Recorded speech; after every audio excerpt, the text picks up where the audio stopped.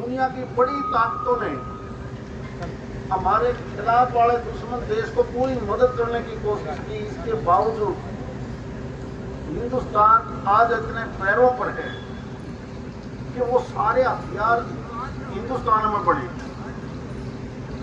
और देखा होगा आपने, हमने न केवल उनके आतंकवादी ठिकाने या उन चीजों को भी नष्ट किया जो वो सपने में भी नहीं सोच सकते थे, और दुनिया की बड़ी ताकत उनके पीछे खड़ी थी।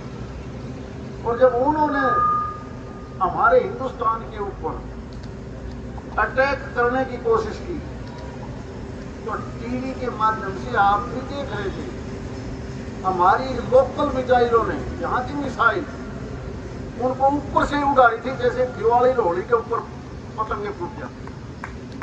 एक दिन की मिसाइल, उनके वो हथियार आपकी सरहद पर या हिंदुस्तान के किसी शहर पर, किसी ठिकाने पर नहीं गिर पाई।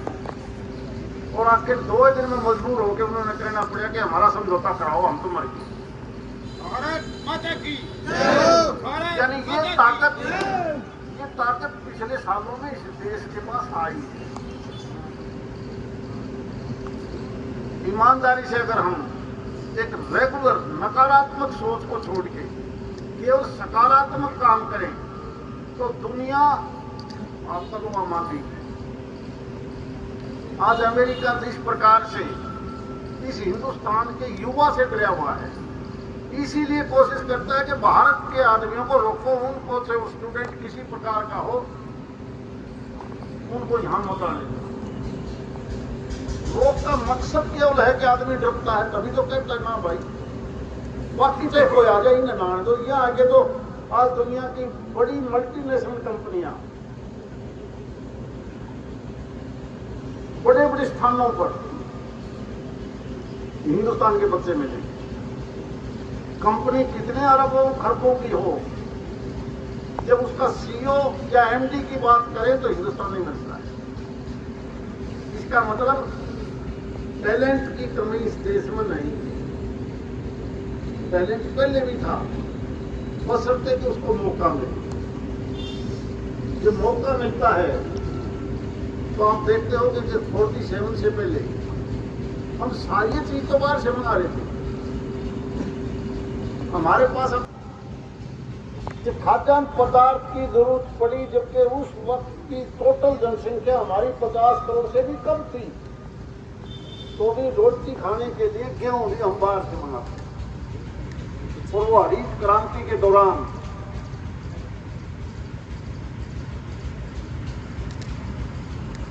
हमने एग्रीकल्चर के साइंटिस्ट थे, मदद लेनी चाहिए थी कि जिस प्रकार बाजरा है, गेहूं है, चना है, इस फसल को हम ज्यादा पैदा कैसे कर सकते हैं।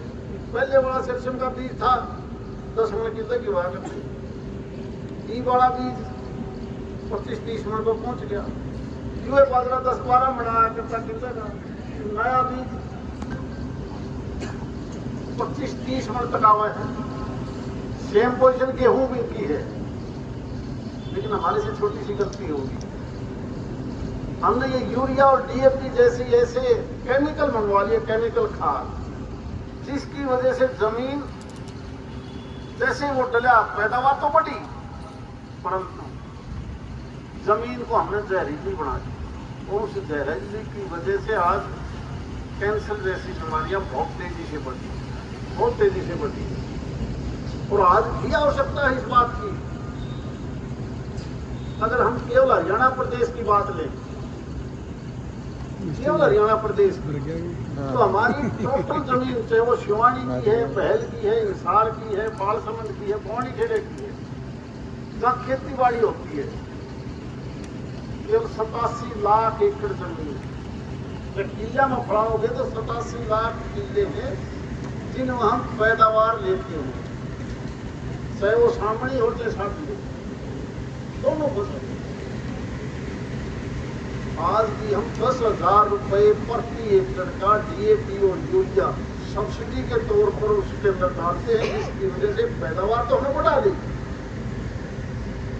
पैदावार तो बढ़ा ली, लेकिन जहर खा लिया। आज आवश्यकता किस चीज की है? आज आवश्यकता इस चीज की है, ईमानदारी से बताना, एक किले में देसी खाद, गाय का हो, भैंस का हो, बकरी का हो, अगर वही खाद हम एक किले में डालना तो कै ट्राली पड़े? आई साल डालना,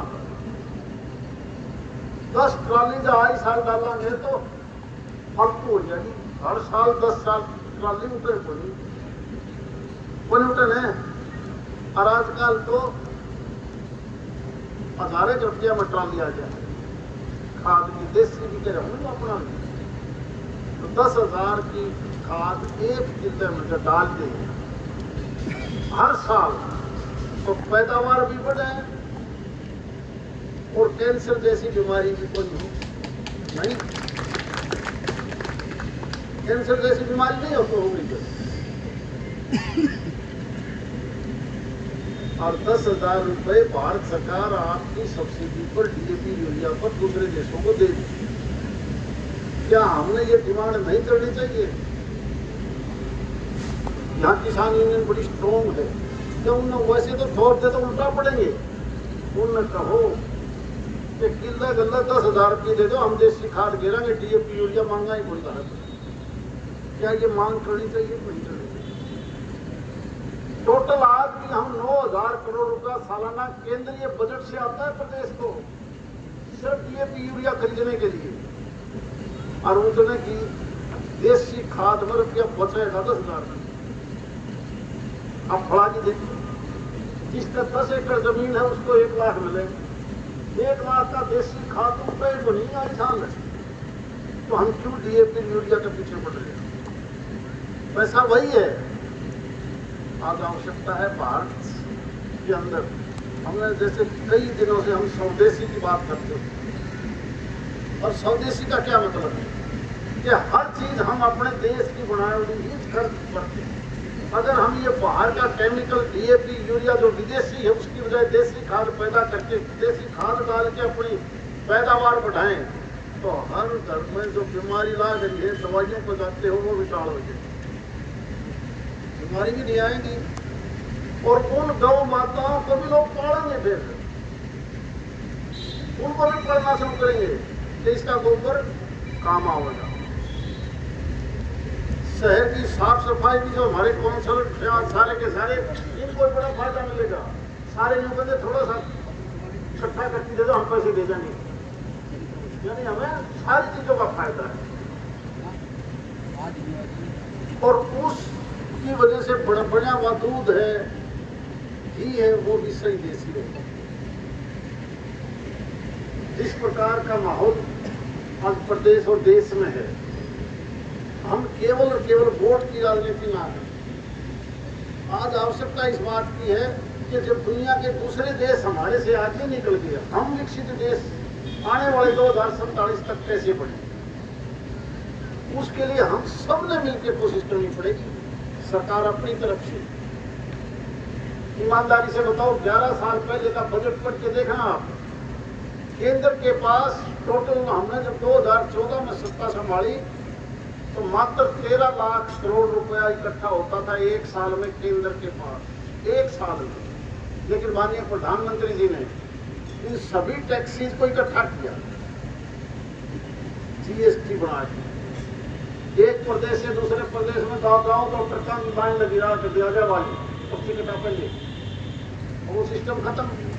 स्टेट वाले अलग से कोई टैक्स के लिए घूमते थे और टैक्सीज लेने का तरीका अलग अलग था।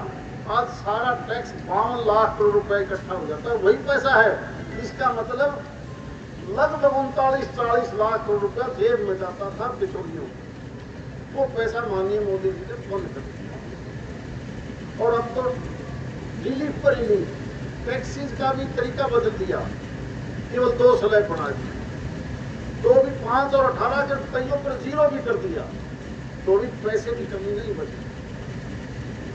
इसीलिए उसी पैसे से आपका डिफेंस का इतना बड़ा सिस्टम खड़ा कर दिया और दुनिया की बड़ी ताकत भी आपसे डर रही है। आपकी नहरों का आपको दोबारा से बढ़ाने के लिए उसी पैसे को सारे देश में दे दिया। 30 के 30 प्रदेश हैं। आप देखोगे रिमॉडलिंग के नाम पर नहरों का पुनर्निर्माण, इलाके के अंदर जोड़ खोलना, नए नए तालाब बनाना, वाटर बॉडी बनाना, बिजली में सुधारीकरण करना, और ऐसी ऐसी सड़कें बना दी, पता है नहीं चढ़ा पास कहाँ से चढ़े थे कहाँ पहुंचोगे। पैसा वही है, नहीं तो ये सड़क चाहे वो स्टेट की थी या राष्ट्र की, हालात क्या थे। बल्कि अब तो डिमांड बढ़ने लगी, धीरे धीरे लोग इस बात पर भी आ गए कि खेत आने की बनवा जाए, खेत खलिहान के मार्फत। यानी पैसा कोई अलग से टैक्स नहीं लगा सरकारों ने। भारत सरकार आज भी 40% पैसा हर स्टेट को देती है, चाहे वो पंजाब में आम पार्टी की सरकार हो, पैसा केंद्र दे। यानी सरकार ने उसी पैसे का प्रबंध ठीक किया जिसकी वजह से डेवलपमेंट हुई। और अच्छे नेतृत्व की वजह से आप देखते होंगे, कभी कोई बीमारी आती तो यही देश बाहर से मंगवाता था। पहले जमाने में मोटरी माता लेकर थी, कई साल में खत्म हुई थी, हम उसका इलाज नहीं ढूंढ पाए। ऐसी ऐसी बीमारियां थी, आपने तो पहले वाली जनरेशन को पता है, नारवे लेकर लिया करती, ये तो कोई आवा। ऐसी ऐसी बीमारियां हैं जिनको खत्म किया तो दुनिया ने खत्म किया। वहां से उन बीमारियों को इलाज शुरू कर दिया। एक एक इलाज के लिए 20-20, 30-30 साल लग जाते थे उस बीमारी का इलाज ढूंढने में। पिछले दिनों कोविड आई और दुनिया के विकसित देशों ने एक इंजेक्शन भेजा कि ये इंजेक्शन ले लेना, कोरोना में बच जाएगा। उसकी कीमत है 2.5-3 लाख रुपए।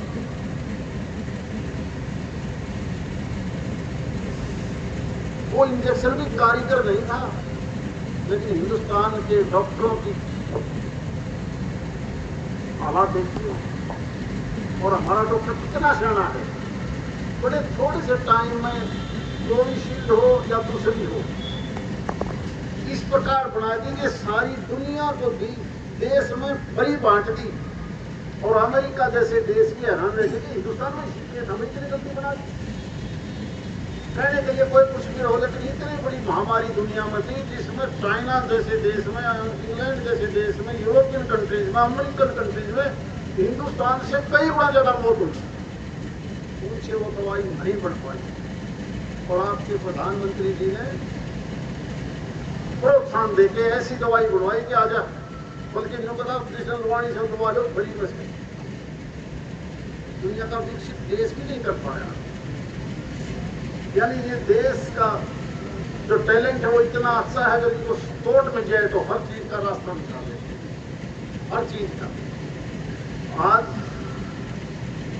जो आपके अड़ोस पड़ोस का माहौल है, पाकिस्तान हो, बांग्लादेश हो, रसिया यूक्रेन का मामला हो, दुनिया की दूसरी ताकतों का मुकाबला देखोगे तो टीवी में जब देखते हो तो दिमाग खराब हो जाता है। यानी बड़े बड़े शहर को उजाड़ देते हैं, पता नहीं कितने आदमी मारे जाते हैं, लाखों आदमी मार के, लेकिन फिर भी लड़ाई खत्म नहीं होती।